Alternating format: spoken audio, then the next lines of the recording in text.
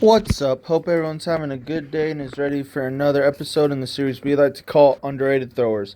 Today we got Al Feuerbach, a USA shot putter, former world record holder who beat Randy Manson's world record in the 70s. He's a three and with a PR of 21.82, and he's a glider. He's like 6'1", 256, I think.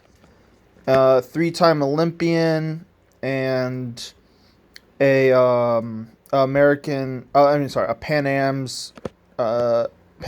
Games champion, and also I'll just link I'll link his personal best, height, weight, and accomplishments in the video description. But yeah, I think he's very underrated because, well, one, he's a thrower from the 70s, um and you know, I don't think a lot of people know people from the 70s, like throwers from the 70s, unless they were really big. But I think he deserves his credit because, breaking a world record, it's no like 23 meters or anything, and he's not even a 22, well, sorry, not even a 22 meter shot putter. But let's not forget, 21.82, especially back in the 70s, still kind of crazy. It's still crazy today. Throwing 71 feet, that's nothing to laugh at or anything. He would still be good enough today to make a world championship or Olympic final, but yeah, I just think he's very underrated and he's also very inspirational for me because I don't know if this is still on YouTube, but him and Mac Wilkins, when Mac Wilkins came out of retirement, did something called the Big Mountain Games or something like that. I think that's what it's called. Out in the woods, up in the mountains, I think of California, and it's one of my favorite videos to watch where they just get like the best shot putters, the best discus throwers out of the time, and just have a fun competition.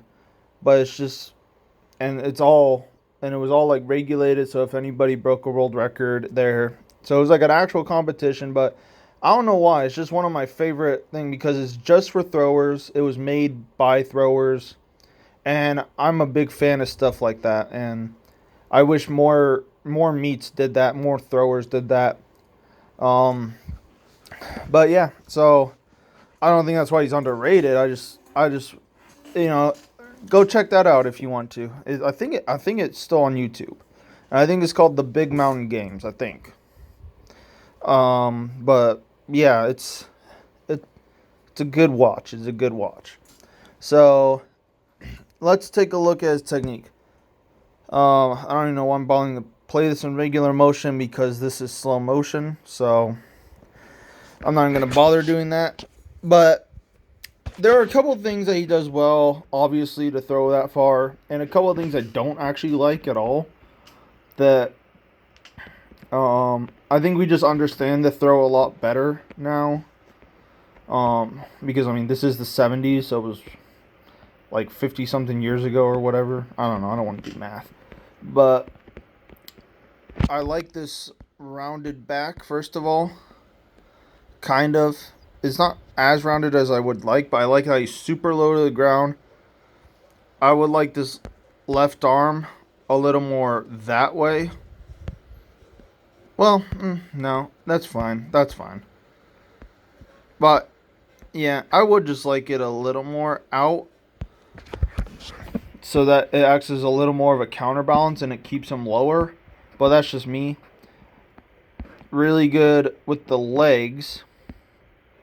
This is what I don't like, is that he lands pretty late with his left. I prefer gliders to land pretty, like, at the same time, really, so that they don't shift too much over their left leg. So he kind of shifts a little bit, and it causes him to stand up a little bit. So I would like him, when his left foot lands, to be a little lower, more like here, like his head there, so that he gets a little more into the shot. But that's that's about it for that. I mean, that's nitpicky. I don't. This isn't his PR throw anyway, so I don't know what his PR throw would have. I think I don't know actually if this is PR throw. Um, but I like this foot action right here. Gliders that you don't want to spin, and I'm not going to explain why because I'm trying to keep these videos a little shorter from now on. If just look back at a lot of my other glider videos, which I've actually done a lot of, to see why. You don't really want to think about turning the right foot like a spinner, and more just pushing over the left leg. This I like, but I think he kind of just jumps a little too much. I think he gets a little too high in the release. But he's 6'1", so it kind of makes sense a little why he'd have a higher release. Like this block, really do. Like the recovery. But yeah, overall, I mean, there's not really too much to say about Glide anyway. But yeah, I thought I was going to say that his release was a little bit jumpy, but the more I look at it, I actually really like this release. I don't think it's that jumpy. I think it just looks like that. But yeah, overall, I really like it. Really nice, simple. I think he's a good technical model. Really nice and simple, especially for decathletes. I think he's a pretty good and heptathletes, a pretty good technical model.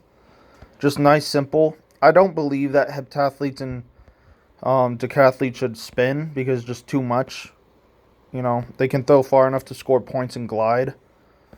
Especially because most decathletes and heptathletes are like the most explosive one of the most explosive people on the planet. So if you get good ones, so you know that fits glide perfectly. But yeah, overall really nice, and yeah, I'll link his personal best video. I'm sorry, I'm really tired today. If I'm stuttering a lot, um, day after Thanksgiving, but I'll link his personal best, height, weight, and notable accomplishments in the video description.